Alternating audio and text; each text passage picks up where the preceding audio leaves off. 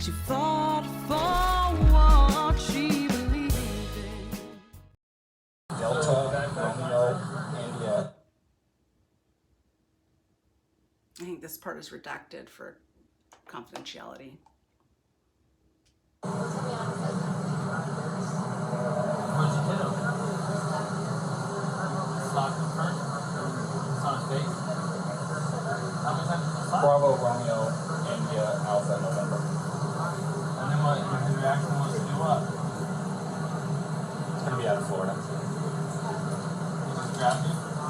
Did he hit you though? I mean, it's okay if you're saying you hit him. I understand if you hit you, but we want to know the truth if he actually hit you. Because, you know, where did he hit you? Where did you be honest?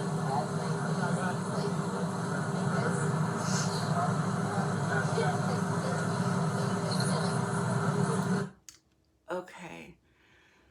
So he's asking her, but did he hit you though?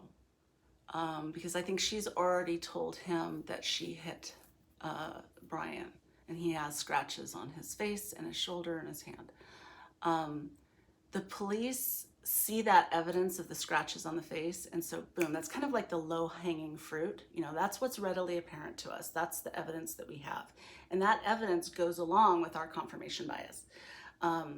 They're trying to get out of her to find out, like, is this like mutual violence? Was she defending herself when she scratched him? Is it actually that she's the victim and he's really the batterer and she's covering for him because she's scared? The police are aware that that dynamic can exist, and so he's making some effort to draw that out from her, but I don't think he does a very good job of it. Let's watch. You slapped your face or what?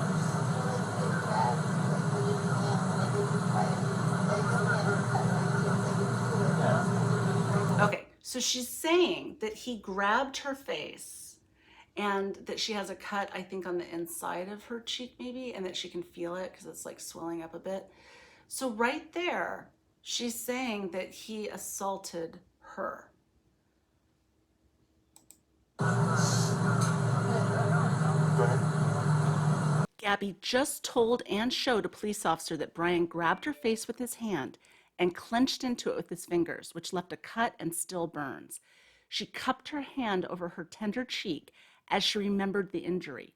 Gabby just described a crime, yet the officer asked not one follow-up question. Instead, he asks if Brian's been drinking, then returns to the subject of her punching Brian's shoulder when the lights flashed. It's almost as if he didn't hear it.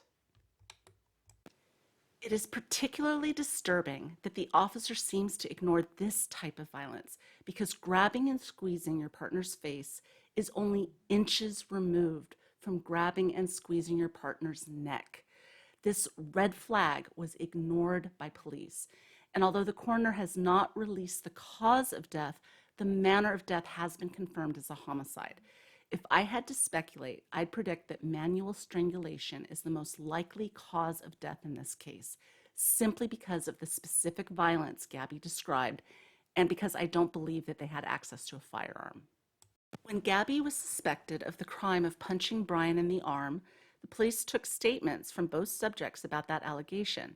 You will later see that the police documented all of Brian's injuries thoroughly, asking questions about how they were acquired, asking him to lift his shirt in case he has injuries he doesn't even know about, photographing everything, and even offered to call a paramedic for medical treatment. Gabby has offered none of this, and from the body cam that I have access to, the police officer never returns to this allegation. Editor's note: I recorded this reaction video about a week before the Moab police released the second body cam, which provides a more audible account of what Gabby told the officers. So has he been drinking? This is interesting too. No, we don't drink. And when I first watched that, that was very believable to me because she said she was a nutritionist, and I think that she has like a healthy lifestyle blog, and so I could see her not being a drinker, and I could see her being with a partner who's not a drinker. However, there are also reports of him being in a bar. I don't know if alcohol was consumed in the bar or not, but that's interesting to see if there's, video evidence of him consuming alcohol, which would contradict her statement here. She has admitted to the officer that she was a victim of a physical battery and that she has an injury, a swollen, cheek. And let's see what the officer does with that information, what he does in terms of expanding his investigation to develop evidence around that lead. What was over this driving? I saw you said he hit a curb. While you're driving? While he was driving, you were hitting him?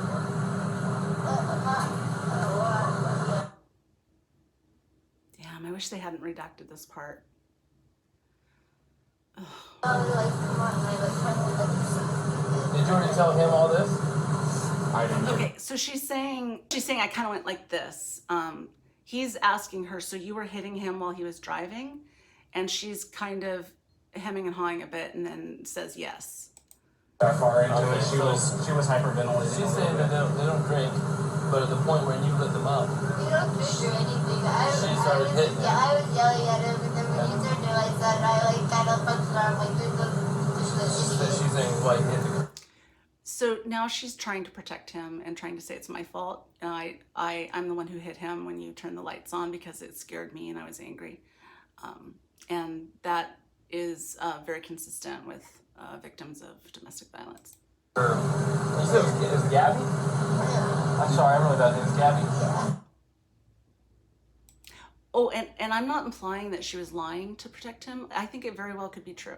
I don't want to give the impression that the victims of domestic violence never, lash out, never hit back, never defend themselves in ways that can cause injury to the batterer, or that they never provoke, because it's not uncommon for especially a long-term victim of domestic violence, when the cycle is repeating itself and there's this buildup of tension until it gets to the explosion, and there's the release, and then there's the honeymoon period and the reconciliation, and then it starts again.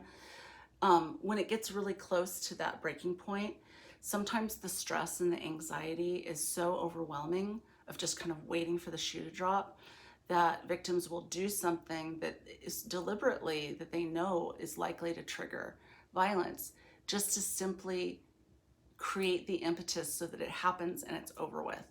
And sometimes they'd rather do that in a more controlled environment. Like, okay, if I do it tonight, there's time before the PTA meeting on Tuesday for my face to heal, so let's get it over, Although this phenomenon can happen, I don't mean to imply that it's widespread. I've encountered this, but usually in long-term victims of physical violence with children. Women will often put themselves at risk to protect their children, including arranging for the children to not witness violence if possible. It's far more frequent that the victim has no control over timing, frequency, severity, or duration of abusive episodes.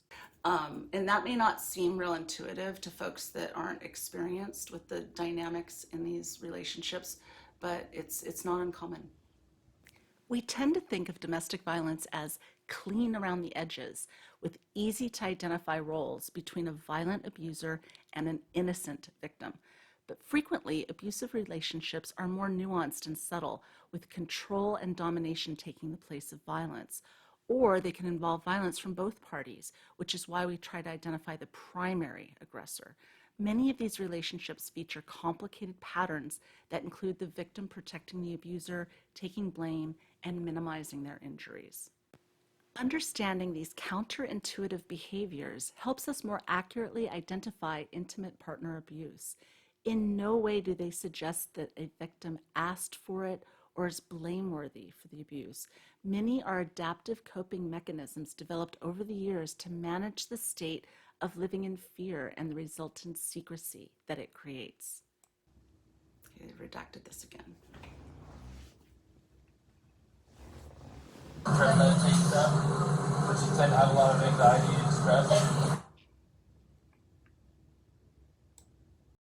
Was I no woman in this life?